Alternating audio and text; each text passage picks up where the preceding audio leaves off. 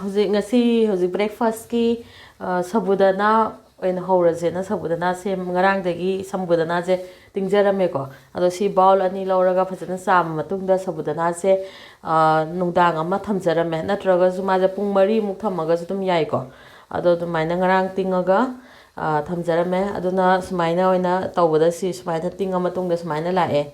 ado sumaina oigidabani masi masase kan ga laudbe pop thokpodo aduga pura ising yam hapkadab sunate ko adu tawta de amu pura kano tawe do si chap chare hobagi aduga si hoboda kai kai chang doino do alu kano macha ahum amaga ko yam chaw bonataba alu medium size ki ahum ama phutlaga handagi thamjare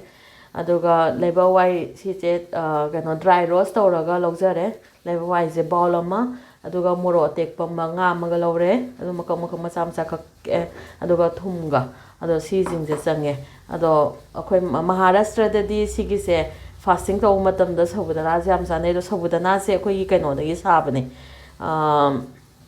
u mangra dagi moina machine da tawraga sembado manipur da ju phangbane do akhoi do si yam hawbane mayam ju taste taw kamai hoge do to yenga si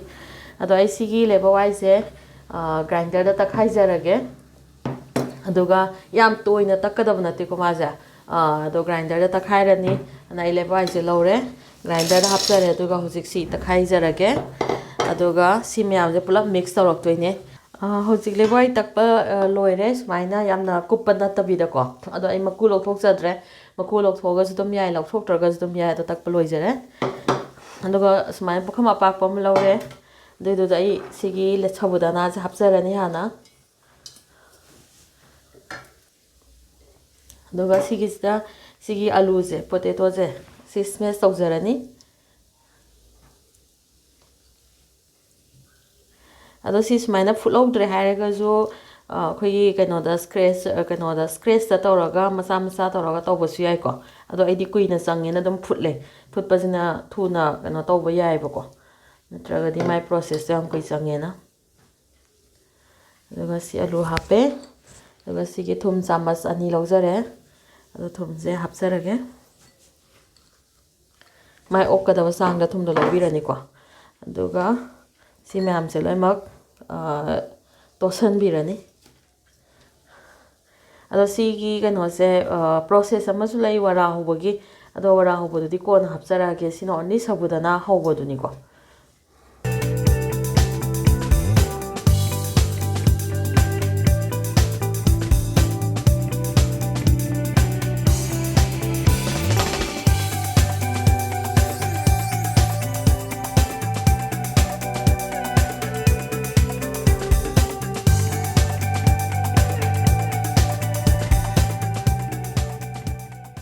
sigi smain to sala kan da smain lak paje sida hoji ngobu yar ni ko ado ai hoji ngona ba tayar kano tawjarage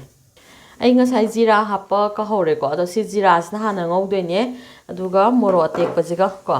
aduga sigi to san banja baje si ngoraga yare hoji thau sare jira hapjarage ko jira je chamas am lawe ado hoji jira je hape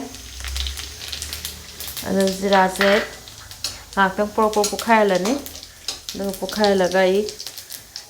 morok se hapjage do morok hapagi mai sile thage morok ngasai soraga thamjabado adoi do nebako ado hape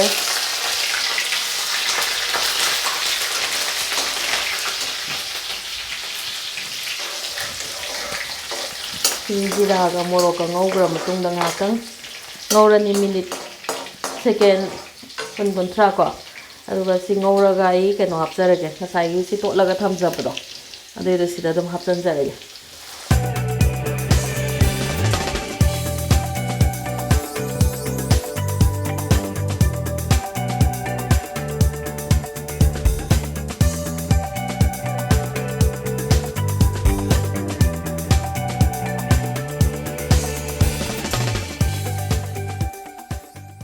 si sabudana se mulle ko ado mun baje kamain khange da magi sabudana si yeng bakan da lemak transparent ko oirakpa amai oirei ko aduna adum sabudana je mulle na adum si je mullabani haji aduna si lokthok jarage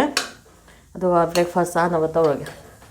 ngasi di breakfast se sabudana loire ado sabudana je dahi ga sabe am hawi ko ana dahi ga logjare ꯑꯗꯣ ꯉꯁꯤ ꯕ꯭ꯔꯦꯛꯐꯥꯁꯁꯦ ꯁꯕꯨꯗꯅꯥ ꯑꯣꯏꯅ ꯆꯥꯗꯣꯔꯦ ꯗꯍꯤꯒ ꯑꯗꯣ ꯃꯌꯥꯝꯁꯨ ꯁꯨꯃꯥꯏꯅ ꯌꯨꯝꯗ ꯍꯧꯕꯤꯌꯨ ꯑꯗꯨꯒ ꯑꯝꯇꯪ test ꯇꯧꯕꯤꯌꯨ ꯁꯕꯨꯗꯅꯥꯁꯦ ꯑꯗꯨꯒ ꯑꯩꯒꯤ ꯆꯦꯅꯦꯜ ꯑꯁꯤꯕꯨ ꯁꯕꯁꯀ꯭ꯔꯥꯏꯕ ꯇꯧꯕꯤꯌꯨ ꯑꯦꯟ ꯂꯥꯏꯛ ꯑꯦꯟ ꯀꯃꯦꯟ ꯄꯤꯕꯤꯌꯨ